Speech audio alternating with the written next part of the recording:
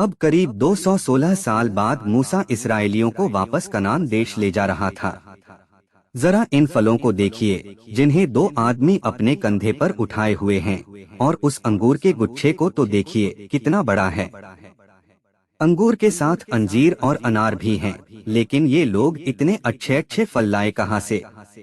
कनान देश से। याद कीजिए, कनान ही वह देश था जहाँ बरसों पहले इब्राहिम, इसहाक और याकूब रहा करते थे, मगर फिर अकाल पड़ने की वजह से याकूब अपने परिवार को लेकर मिस्र चला गया था।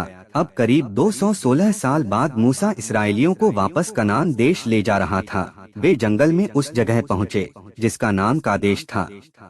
कनान देश के लोग बहुत बुरे थे, इसलिए मूसा ने वहाँ 12 जासूसों को यह कहकर भेजा, पता लगाओ कि वहाँ कितने लोग रहते हैं और वे कितने ताकतवर हैं, और यह भी कि वहाँ की जमीन खेती करने के लिए बढ़िया है या नहीं। एक और बात, वापस आते वक्त वहाँ से कुछ फल लाना मत भूलना। जब वे जासूस कनान देश की जासूसी करके कादेश वापस आए, तब उन्होंने मूसा को बताया वह बहुत ही बढ़िया देश है। यह साबित करने के लिए उन्होंने मूसा को कुछ फल भी दिखाए। लेकिन 12 जासूसों में से 10 ने कहा, वहाँ के लोग बहुत लंबे चौड़े और ताकतवर हैं, अगर हम उनके देश पर कब्जा करने की कोशिश करेंगे तो जरूर मारे जाएंगे। यह सुनकर इस्राएली थर-थर कांपने लगे। वे कहने लगे, अच्छा होता अगर हम मिस्र में ही मर जाते या इसी जंगल में हमें मौत आ जाती। कनान देश के लोगों से लड़ने गए तो हमारी मौत पक्की है, और उसके बाद वे हमारे बीवी बच्चों को उठा ले जाएंगे। इसलिए आओ हम मूसा के बदले एक नया नेता चुन लें और मिस्र लौट चलें। मगर 2 जासूसों यहोशू और कालेब को यहोवा पर पूरा भरोसा था, इसलिए वे लोगों को शांत करने की कोशिश करने लगे। उन्होंने लोगों से कहा, डरो नहीं, यहोवा हमारे साथ है, हम उस देश पर आसानी से कब्जा कर सकते हैं।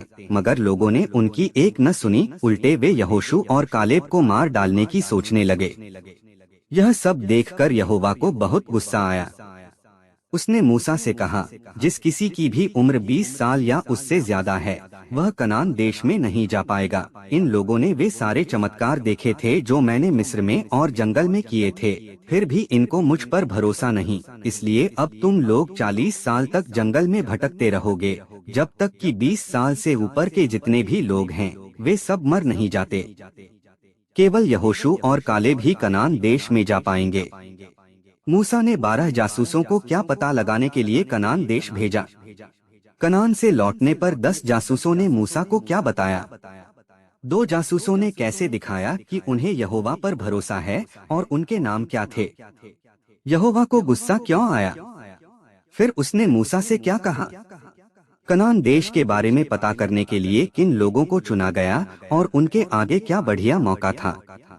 यहोशू और कालेब का नजरिया बाकी जासूसों से अलग क्यों था और इससे हम क्या सीखते हैं?